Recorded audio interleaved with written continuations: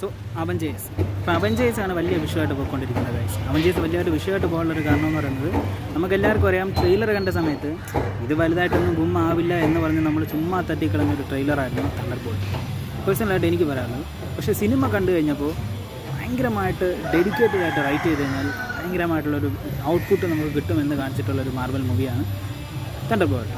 കുറച്ചധികം പരാജയങ്ങൾക്ക് ശേഷം വീണ്ടും റിട്ടേൺ വന്നു മാർവൽ എന്ന് വേണമെങ്കിൽ പറയാം. സോ ന്യൂ അവഞ്ചർ എന്ന് പറഞ്ഞിട്ടാണ് അവരതിനെ ഡിസ്ട്രിബ്യൂട്ട് ചെയ്തിട്ടുണ്ടായിരുന്നത്. പക്ഷേ അതിൻ്റെ പുതിയ ലോഗോയൊക്കെ ഇപ്പോൾ ഭയങ്കരമായിട്ട് സെലിബ്രേറ്റ് ആയി പോകണം. അവഞ്ചേഴ്സിൻ്റെ പേജിൽ പോലും നോക്കിക്കഴിഞ്ഞാൽ നമുക്ക് ന്യൂ അവഞ്ചറിനെ കാണാൻ പറ്റും. പുതിയ അവഞ്ചർ പേജ് പോലും അതിനെ സപ്പോർട്ട് ചെയ്തുകൊണ്ടിരിക്കുകയാണ്. ആ ടൈമിൽ പുതിയ അവഞ്ചർ ലോഗോ ഇങ്ങനെ സപ്പോർട്ടായി പോയിക്കൊണ്ടിരിക്കുന്ന സമയത്ത് നമുക്ക് ആൾറെഡി പുതിയ ലോഗോയിൽ ആൾക്കൊരു റൈറ്റ് കൊടുത്തു, കോപ്പി റൈറ്റ്. അതെങ്ങനെ ശരിയാവും? പുതിയ അവഞ്ചറിൻ്റെ ലോഗോയും പഴയ അവഞ്ചറിൻ്റെ ലോഗോയും തമ്മിൽ നിറവ്യത്യാസം മാത്രമേ എനിക്ക് കാണാൻ പറ്റുള്ളൂ. ചെറിയ അവിടെ ഇവിടെയൊക്കെ നീട്ടും.